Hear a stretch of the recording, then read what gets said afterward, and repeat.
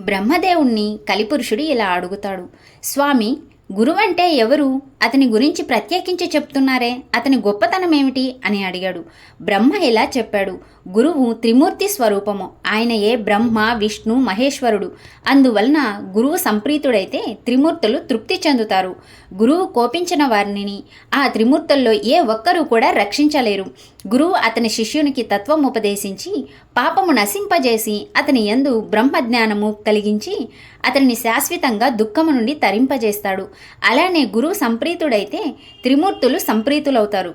కానీ త్రిమూర్తుల్లో ఏ ఒక్కరూ సంప్రీతులైనా గురువు ప్రీతి చెందకపోవచ్చు. కనుక ఎవడు శాస్త్రానుసారం గురువుని సేవించి ఆయన ప్రీతికి పాత్రుడవుతాడో అట్టి శిష్యుడు తానే బ్రహ్మ అవుతాడు.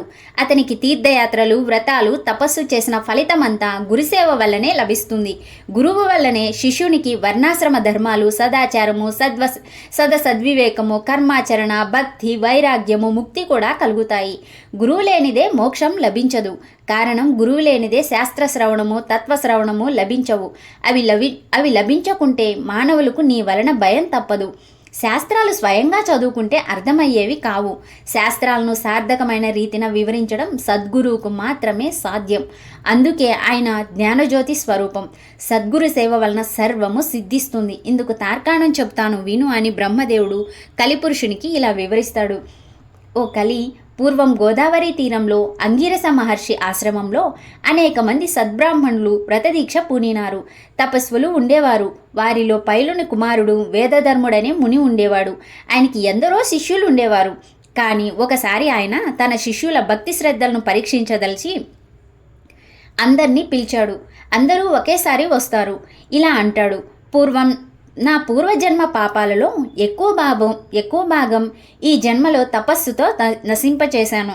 మిగిలి ఉన్న కొంచెం అనుభవిస్తే కానీ తీరదు. ఒకవేళ దానిని నా తపశ్శక్తితో పోగొట్టుకున్నా అది నా మోక్షానికి విఘ్నం కలిగిస్తుంది. అందువలన నేను సర్వ పాపహరమైన కాశీనగరానికి వెళ్ళి ఆకర్మశేషం అనుభవించి దాన్ని నశింప చేసుకుంటాను. అక్కడ నా పూర్వ పాపాన్ని అనుసరించి గలత్కృష్ట రోగిని, కుంటివాడిని, గుడ్డివాడిని అయ్యి 21 సంవత్సరాలు కర్మఫలం అనుభవిస్తాను. అంతకాలము అక్కడ నాకు తోడుగా ఉండి సేవ చేయగలవారు ఎవరు? మీలో ఎవరైనా ఉన్నారా అని అంటాడు గురువు. పాపం శిష్యులు గురుసేవలో లోపమొస్తే ఏమి ప్రమాదమో అన్న భయంతో శిష్యులంతా మౌనం వహించారు.